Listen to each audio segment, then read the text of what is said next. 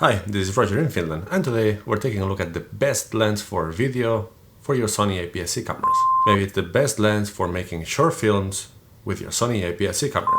Let's try this again. Maybe it's the lens that you will use the most to make short films with your Sony APS-C camera. The last one is the lens that I have used the most when making short films with my Sony a6400.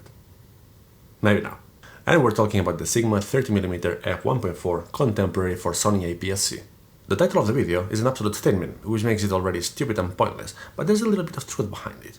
This lens is the one that we have ended up using the most in our latest short film. And how do I know? Well, I did put the short film through our lens field of view analyzer, and this is what came out. Let's take a look.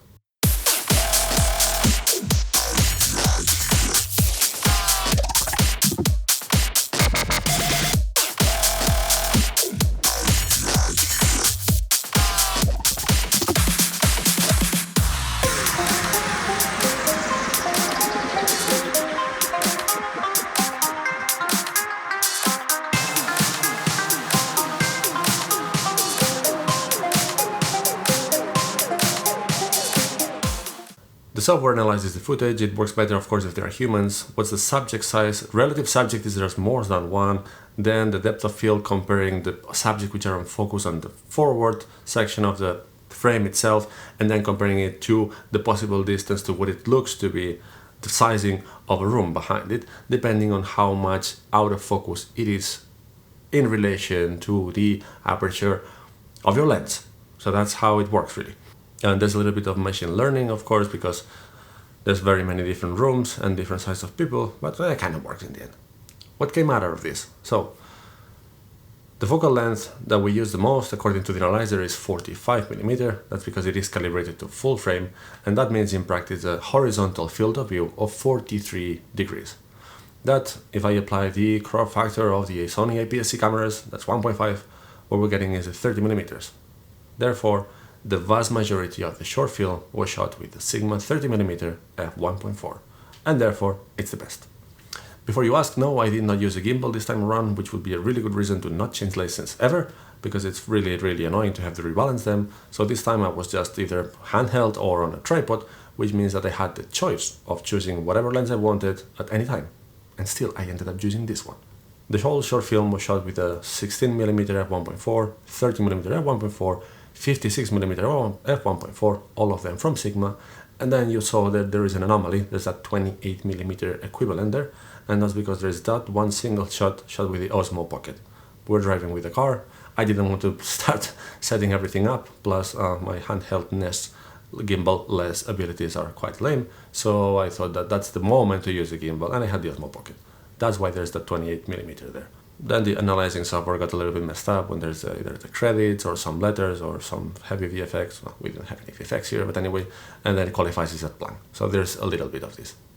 Well, why did I have to take it through the analyzing software to determine that this is the best lens for making short films? Actually, to know which is the most used. And here, the main reason is that I wasn't sure which one is going to be. It is not my favorite lens. You know that my favorite lens ever is the Portlander 58mm f1.4 for Nikon mount, and I do have adapters for the Sony cameras. I still didn't use it.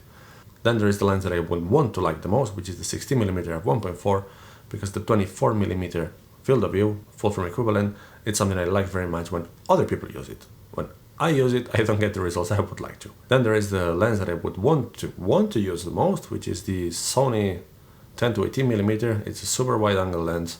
It's stabilized, which is fantastic. And again, I love when people make amazing things with wide angles. I seem to be incapable of it. And I seem to fall into normal lenses. Since I started shooting with Nikon cameras some years ago, I've been always loving the normal lens look. I had nifty 50s or the 35mm when I was shooting Nikon and Fuji APS-C cameras. But it's always something around the 50. 50 minutes, it's a little bit too boring. So maybe that's why I love the Portlander 58mm so much. And now I am loving this 45mm equivalent so much as well. I did have the Samyang 45mm for Sony full-frame cameras, and while I like the field of view very much, I didn't like the lens, and actually just went away together with the A7 III, and I like this Sigma trio so much that I'm sticking to Sony APS-C. This is how much I like them. They're really fantastic. My point being that the 45mm equivalent in full frame or the 43 degree angle of field of view in the horizontal direction seems to be what I like the most. About the lens itself, even if there are a ton of reviews, let me give you some data. It's fast, it's an f1.4, it's pretty small, the autofocus is also really fast, and it's extremely sharp, even wide open, and I would say across the frame. It's fantastic, it looks great.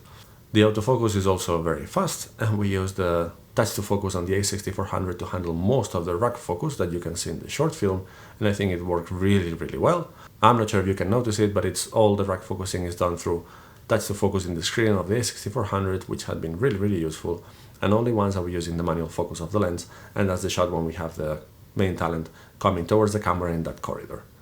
And we had to repeat it 3 or 4 times because manual focusing with these focus by wire lenses is awful. That's the one thing I really do not like of this Sigma lens. Well, should you get one? Well, I really don't know, because here the point is, what is your favorite focal length, or what is your favorite field of view? If you already know, go and get a really good prime on that precise focal length, and I guarantee you that's the one that you're gonna use the most.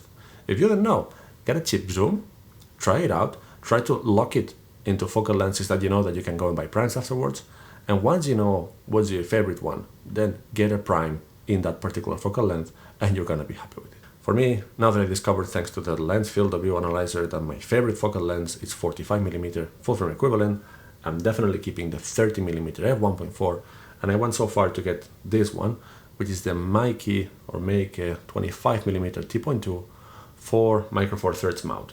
This one I'm gonna be mounting it to the Blackmagic Pocket Cinema camera, and since it has a 1.85 crop factor, this will behave like a 45-ish in full frame. And there we go. Alright, so now go find your favorite focal length and get it with prime. I hope you liked this video. If you did, please like and subscribe, and we'll see you soon for some more content. Don't say darling, cause you'll fake it. Don't hide the tears, cause I know you're brave.